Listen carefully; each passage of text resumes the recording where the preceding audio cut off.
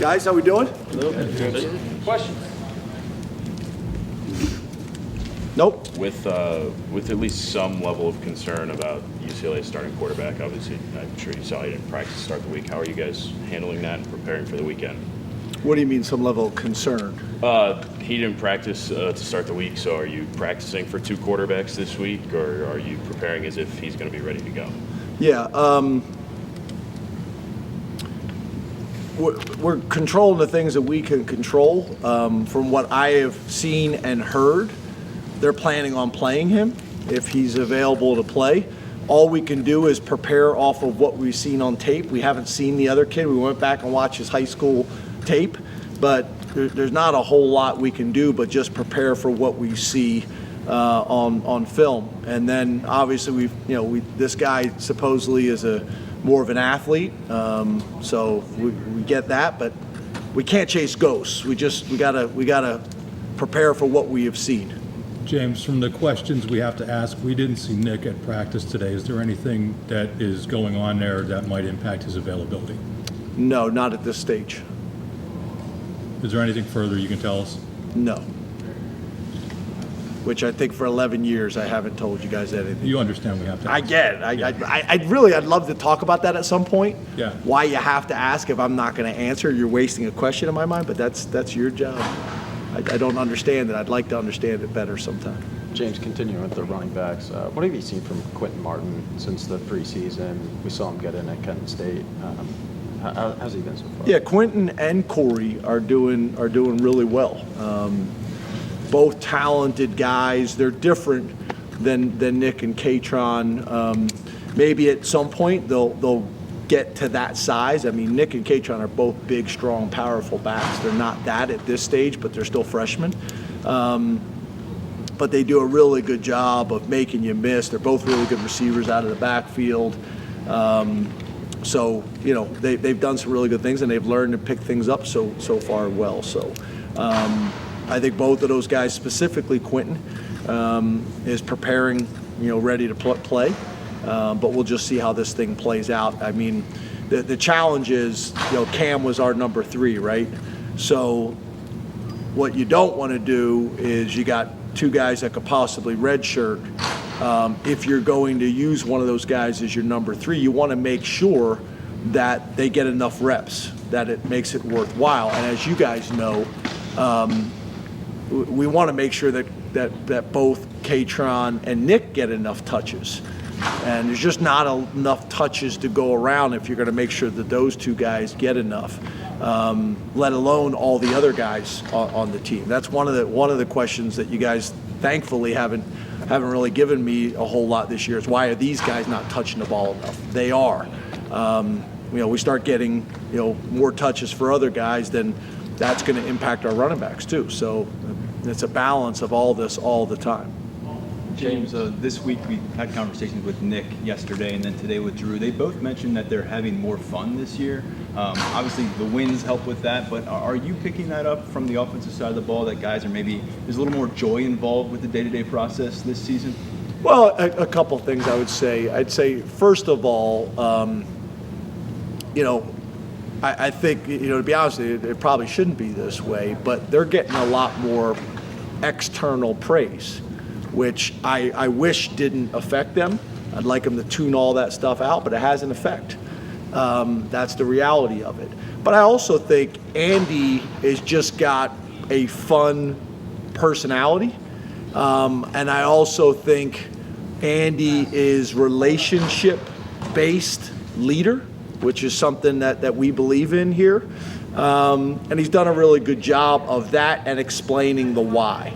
So the combination of him having a fun personality and making it fun and developing relationships with the guys, coupled with the fact that we're having success, specifically in the explosive play category, that's probably the biggest part. I mean, just like you guys love big plays and the fan loves big plays, the guys love big plays too. I mean, you rush for 100 yards and you do it 8 yards at a time, or you get one 80-yard run.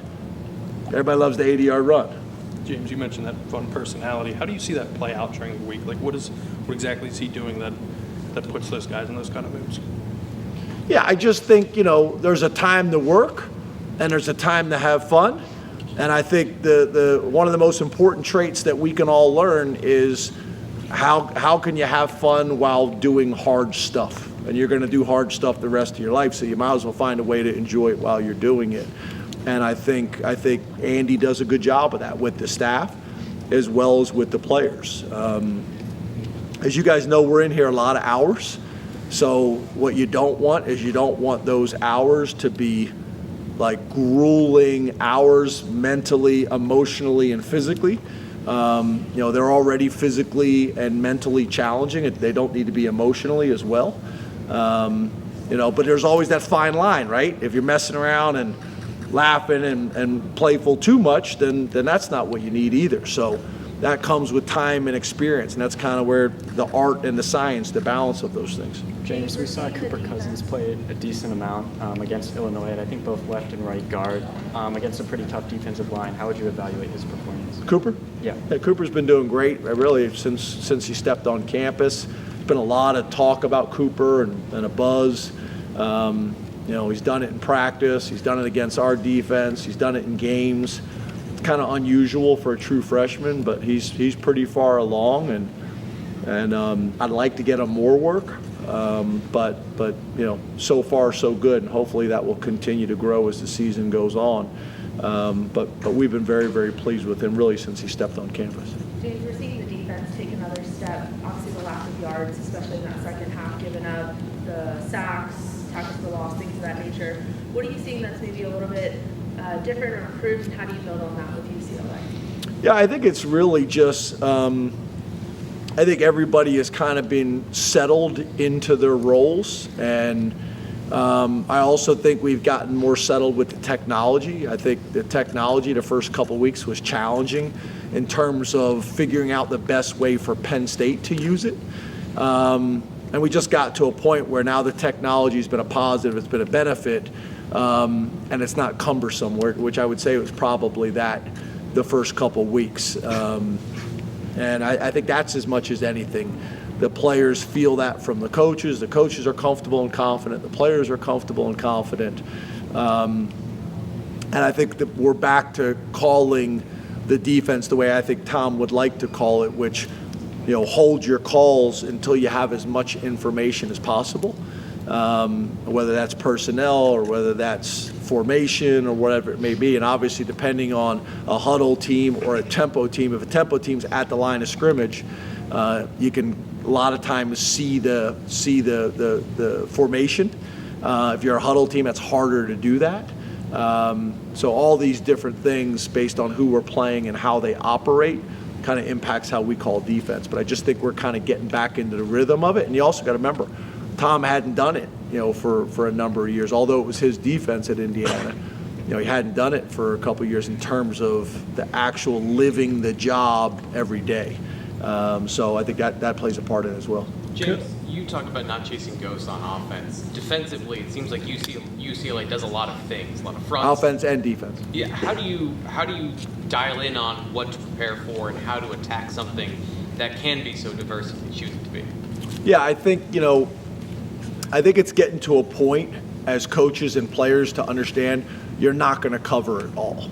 But we've done enough throughout training camp and throughout this season that if they do this motion or they line up in this formation or whatever it is, we have rules that account for those things. And okay, we didn't cover this week.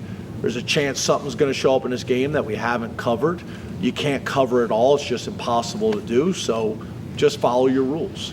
So, that's on offense, that's on defense, that's on special teams as well.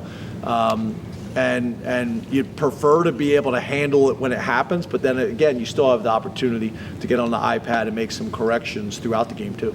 Two more, guys. Hey, Coach, how do you look at this moment to welcome in UCLA as the first former Pac-12 team to join the Big Ten into Beaver Stadium? How do you look at this moment? Just like cookies and rainbows and puppies and send them gift baskets and we don't think about that at all. This is the team we're playing this week. we need to be prepared to beat them. Like, we're not welcoming anybody to the Big Ten. We got a team on our schedule and our opponent that we got to play this week, and that's what we're doing. All that welcoming stuff happened when the Big Ten had the thing in California where we all had to fly all the way out there to welcome them all. That's when it happened. What was that club called? It's really nice. You guys remember where it was? No. They didn't invite us. Yeah. The only thing that was scary is the road on the way there was like a mess. I mean, I'm talking about a total mess. And then there's signs saying like the ground's moving. Like, I didn't love that.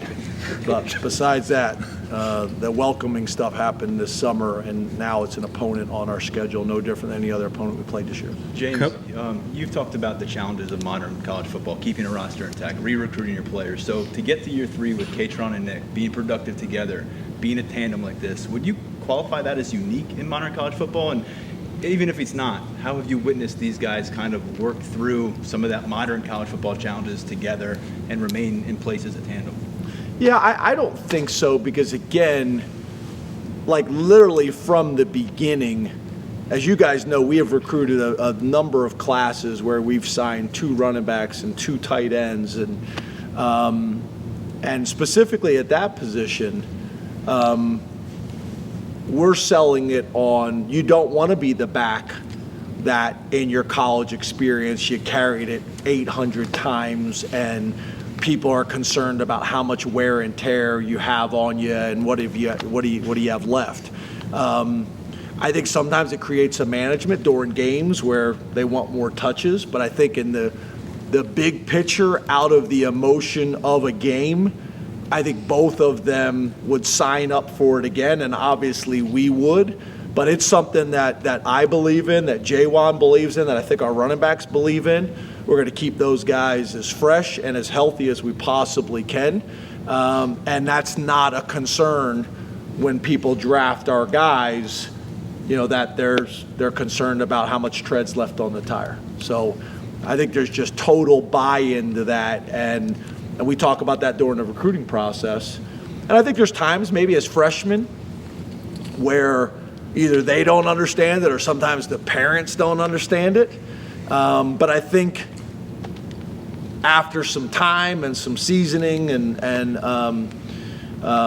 I think when they all look back on it, they'll all see the value in it. Thank you. Thanks, Coach. Thanks, guys. Thanks. Guys, you got players.